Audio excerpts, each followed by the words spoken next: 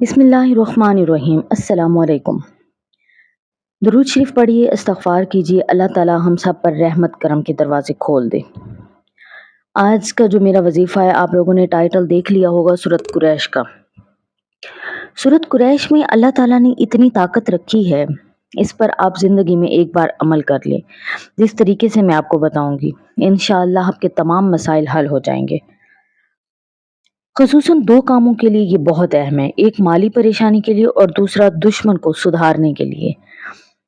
مالی پریشانی، اس عمل کو کرنے سے اللہ آپ کو اتنا رزق عطا فرمائیں گے کہ آپ کی آنے والی 7 نسلیں بھی نہیں سنبھال پائیں گی۔ اتنے یقین سے کہہ رہی ہوں تو میرے لیے کہنے پر ایک دفعہ زندگی میں اس پر ضرور عمل کیجیے گا۔ دوسرا، دشمن کو تباہ و برباد کر دے گا یہ عمل، لیکن یہ یاد رکھیے کسی کے خلاف ناجائز نہیں کرنا، بہت خطرناک کام ہے۔ اگر آپ کسی کو ناحق کریں گے، کسی کے خلاف، تو پھر آپ ہی مشکل اور پریشانی میں جائیں گے۔ لیکن اگر آپ کو یقین ہے کہ یہ بندہ میرا دشمن ہے، یہ بچوں کو بھی تنگ کر رہا ہے، آپ کو بھی تنگ کر رہا ہے، اور اس نے آپ کا جینا حرام کر دیا ہے، زندگی بہت مشکل کر دی ہے، تو پھر آپ اس کے خلاف یہ عمل ضرور کریں۔ آپ دیکھیں گے کہ وہ خود بخود برباد ہو جائے گا آپ کی آنکھوں کے سامنے۔ جب آپ 5 وقت کی نماز ادا کرتے ہوں، سب سے پہلے تو آپ نے کوشش کرنی ہے کہ 5 وقت کی نماز ضرور ادا کیا کریں۔ بہت سی بہنیں ہیں جن کے میسیج آئے پڑے ہوتے ہیں کہ وظیفہ تو کیا ہے، اثر نہیں ہوا۔ دیکھیے کیسے وظیفہ اثر ہوگا؟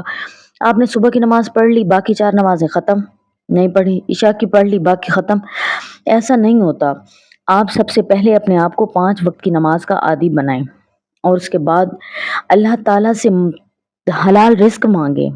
اللہ تعالیٰ ہم سب کو حلال رزق کھانے کی توفیق عطا فرمائے اور ہمیں 5 وقت کی نماز ادا کرنے کی توفیق عطا فرمائے۔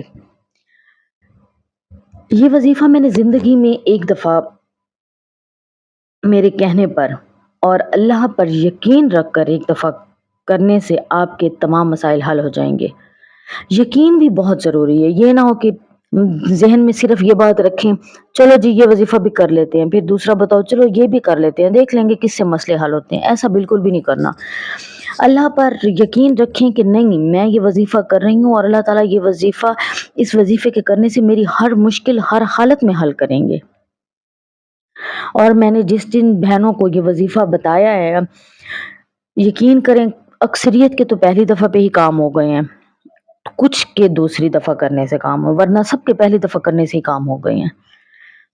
اب آتے ہیں وظیفے کی طرف، تو سب کو یہی مشورہ دوں گی کہ یہ وظیفہ رات کو کرنا ہے۔ آپ تنہا ہوں گے، سکون ہوگا۔ اگر کچھ بہنیں رات کو نہیں کر سکتی، کوئی ڈر ور لگتا ہے اور اکیلا بیٹھا نہیں جاتا، تو پھر آپ دن میں کسی بھی ٹائم کر سکتے ہیں۔ 2 رکعت سب سے پہلے آپ نے خشوع و خضوع کے ساتھ وضو کرنا ہے، پھر 2 رکعت نماز صلاۃ الحاجت کے پڑھیں۔